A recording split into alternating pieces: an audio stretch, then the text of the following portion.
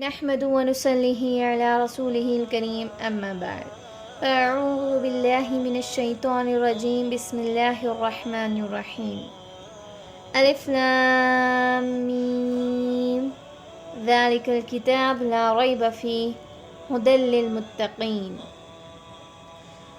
بے شک اللہ تعالیٰ نے قرآن کو نازل کیا ہے اور یہ ایسی کتاب ہے جس میں کوئی شک نہیں، اور یہ ہدایت ہے للمتقین، متقیوں کے لیے، پرہیزگاروں کے لیے، تقوی اختیار کرنے والوں کے لیے، اللہ سے ڈرنے والوں کے لیے۔ قرآن کو فرقان بھی کہا گیا ہے۔ فرقان جس کا معنی حق اور باطل میں فرق کرنے والا، حق اور باطل میں تمیز کرنے والا، سچ اور جھوٹ میں تمیز کرنے والا، یہ فرقان ہے۔ اللہ جس کو یہ نعمت عطا کرتا ہے وہ خود فرقان بن جاتا ہے، وہ فرق کرنے لگ جاتا ہے، وہ سچ اور جھوٹ میں تمیز کرنے والا بن جاتا ہے۔ اور اللہ تعالیٰ نے اس قرآن کو ایک اور آیت میں فرمایا هَذَا كِتَابٌ أَنزَلْنَاهُ مُبَارَكٌ فَاتَّبِعُوهُ وَاتَّقُوا لَعَلَّكُمْ تُرْحَمُونَ۔ اللہ تعالیٰ نے اس کتاب کو مبارک رات میں نازل کیا ہے، اور اللہ تعالیٰ نے اس کتاب کو اس لیے نازل کیا ہے کہ فَاتَّبِعُوهُ، پس اس کی اتباع کرو، وَاتَّقُوا، اور ڈرو اللہ تعالیٰ سے، لَعَلَّكُمْ تُرْحَمُونَ، شاید کہ تم پر رحم کیا جائے۔ اللہ تعالیٰ نے اس قرآن کو انسانوں کے لیے حق اور باطل میں فرق کرنے کے لیے بھیجا ہے۔ اسی طرح اس کتاب کو کتاب النور بھی کہا گیا ہے۔ یہ روشن کتاب ہے۔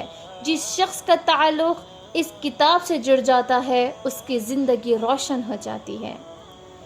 آج قرآن کے ساتھ کیسے سلوک ہمارا ہے، آج مسلمان اس کا کیسے سلوک کرتا ہے؟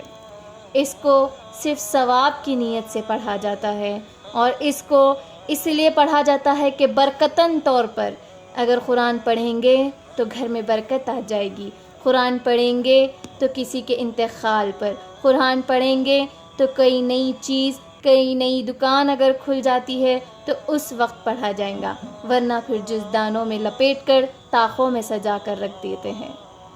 تو یہ قرآن کا حق نہیں ہے۔ قرآن صرف اس لیے نہیں آئی ہے کہ جب اس کو صرف استعمال کرنے کا موقع آتا ہے تب اس کو استعمال کیا جائے۔ قرآن اسی لیے نہیں ہے کہ جب آپ کسی بات کی گواہی دیں تو قرآن کو اٹھا کر اس کی قسمیں کھانے لگیں۔ قرآن قسمیں کھانے کے لیے نہیں آئی، قرآن برکتاً کے لیے نہیں آئی۔ ہاں، قرآن پڑھنے سے برکت آئے گی ضرور، لیکن قرآن کا یہ حق نہیں ہے۔ قرآن کا حق تو یہ ہے کہ اس کو پڑھیں، اس کو سمجھے، اس پر عمل کرے، اس کو لوگوں تک پہنچائے، کیونکہ قرآن خود فرماتا ہے وَلَقَدْ يَسَّرْنَا الْقُرْآنَ لِلذِّكْرِ فَهَلْ مِن مُّدَّكِرٍ۔ ہم نے اس قرآن کو بہت آسانی کے ساتھ نازل کیا ہے کوئی نصیحت حاصل کرنے والا، ہے کوئی اس سے سبق لینے والا؟ قرآن ہم کو پوچھ رہا ہے۔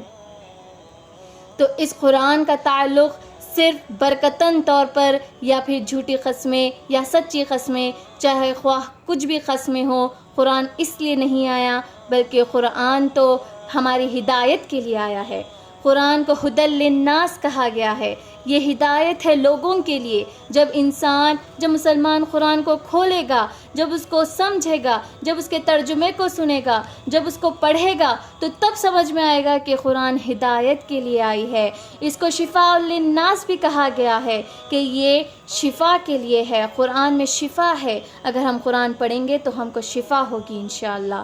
لیکن صرف اس کو شفا کی حد تک نہ رکھیں، بلکہ قرآن کو اپنا معمول بنائیں۔ اس میں ہر وہ چیز اللہ تعالیٰ نے اٹھا کر رکھ دی ہے، بس ہم کو چاہیے کہ ہم وقت نکالیں، قرآن کو پڑھیں، سمجھیں، عمل کریں اور لوگوں تک پہنچائیں، تبھی ہم قرآن کا صحیح حق ادا کر سکتے ہیں۔